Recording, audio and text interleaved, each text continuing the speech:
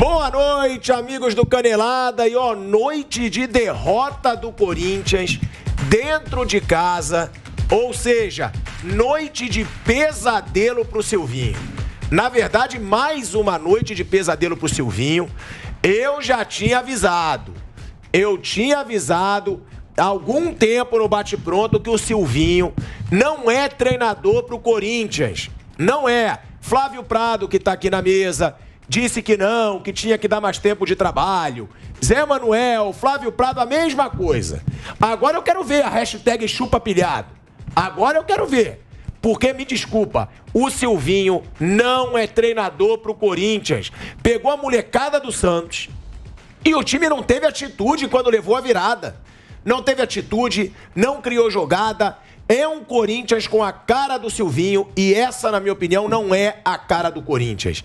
Bruno, tem como defender o Silvinho ainda? Eu acho, ó, a torcida, deixando claro, já ia se manifestar ganhando ou perdendo. Então, tá marcado, a gente recebeu aí da nossa produção, vai ter manifestação já hoje. Se vencesse, seria amanhã. A organizada do Corinthians já vai se manifestar lá no estádio, ou seja, acabou a paz do Silvinho. Eu só não sei se essa diretoria vai conseguir segurar ainda por mais tempo. Tem como defender, Bruno? Então, boa noite a todos. Primeiro, quanto à diretoria, normalmente eles não seguram, né? Por uma coisa lógica, pensando do lado deles, eles deveriam segurar, porque eles seguraram de um ano para o outro. Aí, se eles tinham a convicção que ele era o melhor para o Corinthians em 2022, em 3 jogos, se eles mudarem de opinião, é sinal de que eles não estavam convictos do que eles fizeram no final do ano. Então, por uma lógica, a diretoria devia segurar. O Duílio já deveria falar hoje mesmo no estádio. Mas, normalmente, quando tem pressão, os dirigentes no Brasil não seguram. O trabalho do Silvinho tem problemas, sim. O time pode jogar mais do que está jogando. O elenco, ele é bom no papel, mas ele é um elenco veterano. Eu não acho que é elenco para brigar com o Flamengo, Atlético e Palmeiras. Acho que é um elenco ainda distante, principalmente pela média de idade. Mas é elenco para ganhar desse Santos em casa. Sim, mas pode fazer mais do que vem fazendo, principalmente fora de casa. Hoje até foi em casa, né? Em casa, normalmente, o time vinha jogando bem. E até quando fez o gol hoje, estava bem. Mereceu fazer o gol. Verdade, não estava jogando tão mal, não. Se perdeu completamente. Quando tomou o empate, logo depois veio a virada e o time se perdeu completamente. Mas onde eu acho que pega mais é fora de casa, que o time cai muito. Aí também tem a ver com característica, não é um time rápido, é um time lento. Aí fora de casa ele não tem muito a bola, ele tem que jogar mais atrás em velocidade, não tem. Mas dá pra fazer mais sim com esse time. Não muito mais, mas dá pra fazer mais. Agora, Flávio, você já tem esse negócio com torcida organizada. A torcida organizada do Corinthians já vai se manifestar hoje no estádio, pedindo a saída do Silvinho. Pediria, independente do resultado, mas seria amanhã essa manifestação. E já vai ter essa manifestação hoje. Então, o que acontece? Tem como manter o Silvinho? Você ainda é a favor de manter o Silvinho? Porque o torcedor corintiano tá revoltado. E tá revoltado com razão. Não é para perder desse time do Santos. Sei que a molecada do Santos mostra serviço. É um clube que costuma fazer grandes jogadores. Agora a gente tem aí o Marcos Leonardo, que fez 2 gols. Agora, não é para perder para o Santos em casa, ainda mais a virada do jeito que foi, parando de jogar depois que levou o primeiro gol. Boa noite. O Corinthians tem seus problemas e um dos maiores é a falta de jogadores. O Corinthians criou no primeiro tempo. O Corinthians tinha um sistema que a jogada aberta, a entrada ali na entrada da área, ele teve 3 ou 4 boas oportunidades. O menino do Queiroz, que é até bom jogador, dificuldade para chutar, chutou lá em cima. O Renato Augusto meteu uma bola na trave, né? Se você tem o Paulinho para entrar na área o tempo inteiro, a coisa muda. Você não tem, você tem meio jogador. Você tem o William com dificuldades. Você faz a jogada pelo lado do campo, como fez, principalmente pelo lado direito, não tem ninguém para pôr a bola para dentro. Aí você tem meio Jô. Quando entrou meio Jô, ele fez o gol. E aí fica complicado de você realmente poder contar com o time. Então você tem muito nome e pouca efetividade. Difícil todo mundo jogar junto, se é que em algum momento eles vão conseguir jogar. Jogaram 3, 4 jogos. Agora, realmente, depois do segundo gol, me assustou muito a falta de pegada do Corinthians de reação. Psicológico, né? E não deveria ser assim, porque estavam todos os malacos velhos em campo, né? Aí é o jogador. O Renato Augusto, tava o Juliano, tava o... Acho que o Juliano saiu pra entrada do Paulinho. É isso. Mas enfim, só jogador malaco velho. O João Vitor numa partida muito ruim, que não é o normal dele, mas ele foi participação efetiva nos 2 gols. Depois teve uma saída toda estabanada, tomou cartão, um dia ruim do garoto. Foi uma má jornada do Corinthians no segundo tempo. Agora, a responsabilidade do treinador é limitadíssima. Limitadíssimo. Ele não tem alguém pra complementar a jogada. Tem Flávio, mas se defende muito. Vocês defendem muito o Silvinho. Claro. Mas ele não faz o time jogar bola. Ele não faz o time jogar bola e não é de agora, Flávio. Não. A gente fala de tempo de trabalho. O Silvinho já tá no Corinthians há 9 meses. Sim, o Corinthians, não é falar que ele chegou agora. Não, que o Corinthians... O Corinthians ficou em 5º lugar no Campeonato Brasileiro. Um time ridículo que tava pra ser rebaixado. Tá bom, do jeito do futebol brasileiro tá. Você acha que é tirar onda ficar em 5º colocado? É o que eu falo. Hoje em dia, todo mundo vai pra Libertadores. É o G9. Que tava na zona de rebaixamento quando ele pegou? Esse é o ponto. Ele tirou o time da zona de rebaixamento. Aí deram vários nomes para eles. Nomes não deram condição. O Willian continua sem jogar. Ah, não, o Corinthians... Aí você pega e fala, não, o Corinthians tem o Willian, tem o Juliano, tem o... Renato Augusto. E quantas vezes eles jogaram juntos? E não vão jogar. Você tem meio... O Renato Augusto até que tá legal, ainda bem. Mas você tem meio Juliano, você tem meio Paulinho, você tem 1/3 de Willian. E aí você vai colocando isso tudo na conta do cara. É complicado. Claro que o Silvinho... vai melhorar, vai crescer, pode... Mas, gente, a culpa do treinador é limitadíssima. Você tem um time que não pode ser intensivo porque ele não pode ter uma intensidade muito grande porque ele é um time muito veterano. Então você opta pelo toque de bola. Você precisa de um atacante. Os caras te prometem Cavani, te promete o Luis Soares, te promete o Diego Costa e você tem que jogar com o garoto da base, o Mantuan, ou com o jogador bem veterano como o Jô. Eu quero dizer, claro que o Silvinho tem a sua parte de culpa, mas a culpa não... Ele talvez seja um dos menos responsáveis. Se você tem um projeto... Ele participou da montagem do time. Claro que sim. Ele queria esses jogadores. Mas ele precisa de uma ponta para finalizar. Se você não tem um centroavante, é duro você jogar com o time assim. E o Corinthians perde muita oportunidade. A gente vai chamar já o Vampeta e o Nilson César, que estão lá, né? Que vão trazer aí essas notícias pra gente. Mas antes, falando sobre isso, que eu vou querer falar com o Flávio também, sobre essa manifestação da torcida. Você é um cara que você fica revoltado, então... Pra mim não tem a menor importância. Eles podem fazer o que eles quiserem. Pra mim, muda nada. É uma minoria insignificante. Mas a gente sabe que torcida organizada tem moral no Corinthians. Tem muito. Eles mandam no Corinthians. Sim. É uma lástima. Não é só no Corinthians, em todos. Infelizmente, esses caras são. Mas eles são uma minoria insignificante. Se você olhar quantos torcedores tem esses caras aí, sei lá, 100 mil, não sei quantos eles são. Não tem a menor importância pra mim. O Corinthians tem 20 milhões, 25 milhões de torcedores. Eles são uma minoria barulhenta. Eles não são a torcida do Corinthians. É uma reversão de valores que nós temos aqui. Parece que esses caras, eles são os donos do time. E eles não deveriam estar colocados no lugar deles. Eles não têm significado nenhum. Inclusive, eles gritam o nome deles e não do clube. Eles servem para eles lá, pro grupo deles e tal. Pro clube não deveria ter influência que tem, mas concordo que infelizmente tem. Você acha que o Silvinho deve continuar? Bom, se a diretoria contratou o Silvinho, eu imagino que eles sabiam o que estava falando, que eles têm um projeto, que eles analisaram e acham que o Silvinho tinha e tem competência. Na virada do ano poderiam trocar. Não trocaram. Imagino que a direção do Corinthians entenda que ele tem competência. Começa o Campeonato Paulista em uma semana. Jogo terça, domingo, quarta. E uma semana já vai querer mudar? É o fim do mundo.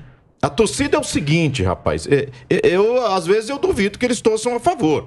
O que eles estão fazendo, porque antes da bola rolar eles já avisaram. Se não ganhar, se empatar jogando mal, já vai ter protestos hoje. E sábado já tem um lá no CT do clube. Isso é torcer a favor? Isso é ajudar o time? Ou seja, mirar um treinador, chegar à conclusão, quer dizer que eles acham que a diretoria não entende nada quando contratou. Então eles deviam protestar contra a diretoria. Mas, na minha opinião... não contra o profissional que está ali trabalhando. Eu queria chegar citar só o seguinte ponto. Ok, vai mirar só o Silvinho, mas cadê o Willian que não joga? O Paulinho chegou agora, ficou no banco porque não tem condição de jogar. Que não tem condição física, enfim, e tantos outros. O time não está pronto ainda, gente. Não dá para esperar o time ficar pronto. Deu tempo fisicamente, taticamente, agora tem que mostrar resultado. Mas assim, com uma semana de bola rolando, com 10 dias de pré-temporada, você já sai com um monte de pedras na mão pra cima do cara. Sei lá, é muito esquisito isso, hein? Ó, eu até concordo, eu não acho que torcida organizada, que torcedor tem que ter influência no clube. Não acho. Agora, com relação à sua pergunta, eu acho que a diretoria já foi incompetente na contratação do Silvinho. O Silvinho não tinha histórico nenhum. O histórico que ele tinha foi uma tragédia no Lyon. Foi o único histórico que ele tinha como treinador. Aí ele foi auxiliar do Tite. Ah, tá bom. Foi auxiliar do Tite na seleção brasileira. Agora, no trabalho que ele teve, que foi como treinador, foi um fracasso. Então, realmente, por que escolheu? É porque é amiguinho, é porque tem boa relação, porque histórico de treinador ele não tem. Nunca teve. Pedro, você acha que o Silvinho... Tudo bem, começou o ano. Agora é muito difícil tirar. Agora, poderia ter trocado nessa virada de ano ou não? Seria exagero também na sua opinião, como na opinião deles, já que o Silvinho se classificou para Libertadores, ficou em 5º lugar no Campeonato Brasileiro. Eu espero que o Corinthians não se arrependa na Copa Libertadores e, né, fica aquele sentimento de que a gente poderia ter trocado mais cedo e não trocamos, ficou o Silvinho. Mas eu concordo com o Flávio em relação à temporada passada, porque a gente dizia aqui no microfone da Jovem Pan que o Corinthians, com aquele time do primeiro semestre, poderia até mesmo ser rebaixado. O Silvinho chegou, o Corinthians contratou jogadores, melhorou o time, é verdade, e isso também melhorou a condição do Corinthians na tabela, mas o Silvinho enfrentou alguns problemas em relação à questão física de alguns jogadores que estavam sem ritmo, teve que fazer toda essa gestão de grupo. Em casa, chegou a ter desempenhos satisfatórios. Eu acho que o Corinthians pecou muito nos jogos fora de casa, com o Flamengo, aquela atuação bizarra no Maracanã, contra o Internacional também. Enfim, a gente pode mencionar aqui várias partidas, só que esse ano não dá mais. Eu acho que o Silvinho teve a pré-temporada, ele tem um bom time nas mãos dele, né? E não dá mais para isentar o Silvinho nessa temporada de 2022. Hoje o Corinthians, ele entrou numa formação de 4-3-3, que depende de um centroavante nato. Não veio Cavani, não veio Ibrahimovic, Diego Costa, né? Os nomes que a torcida gostaria. E se não veio, você tem que usar aquele que já está na casa, que é o Jô, que inclusive tem números impressionantes. Hoje marcou o gol de número 400 do Corinthians na sua arena, e também é o rei dos clássicos, como é chamado. Tem um histórico muito importante contra Santos, Palmeiras, São Paulo. Tem que usar o Jô. Ele entrou na partida, fez o gol.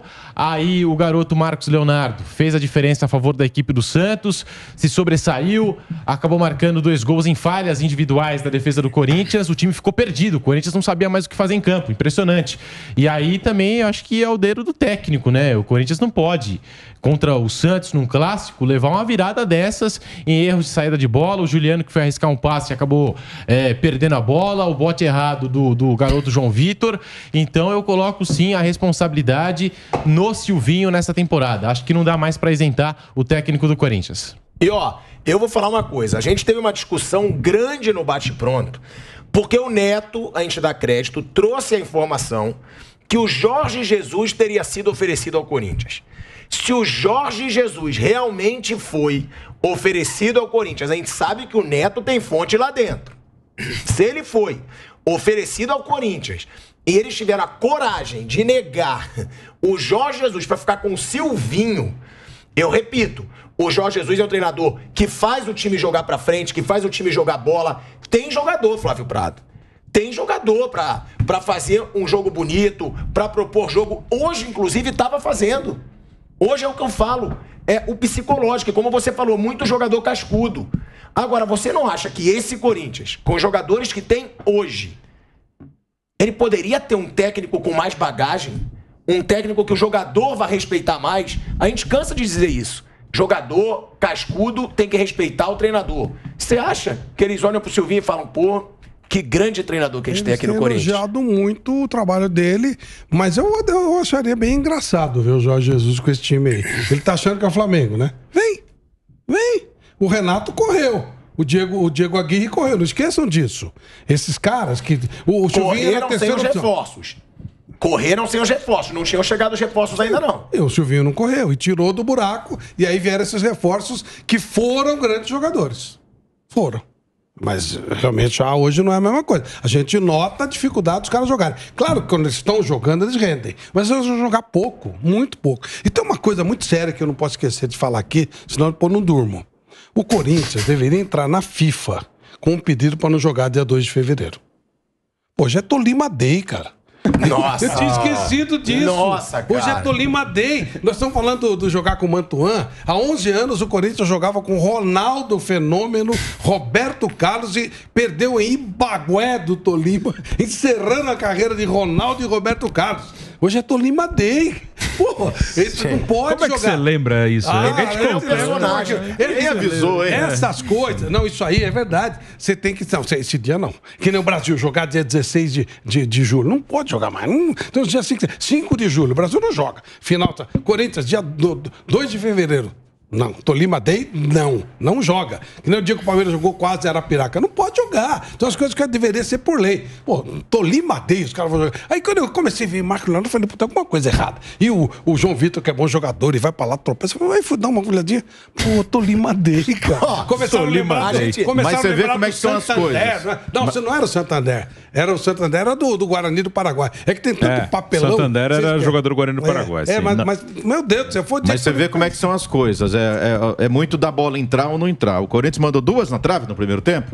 Foi isso, né? Fez 1-0. Teve uma do Renato Augusto. Fez 2-0. O Roger poderia ter colocado na rede, deu a bola pro jogo que estava impedidaço. Mas olha, o Corinthians estava jogando bem melhor. Ele dominava o Santos, ele dominou a maior parte do jogo. Aí, de repente, o come ali do Marcos Leonardo em cima do João Vitor, depois o pênalti, e aí o Corinthians desapareceu e ficou estranha essa coisa aí. Psicologicamente, o time ficou muito abalado depois da virada de 2-1. Num time experiente, não dá para entender muito, não.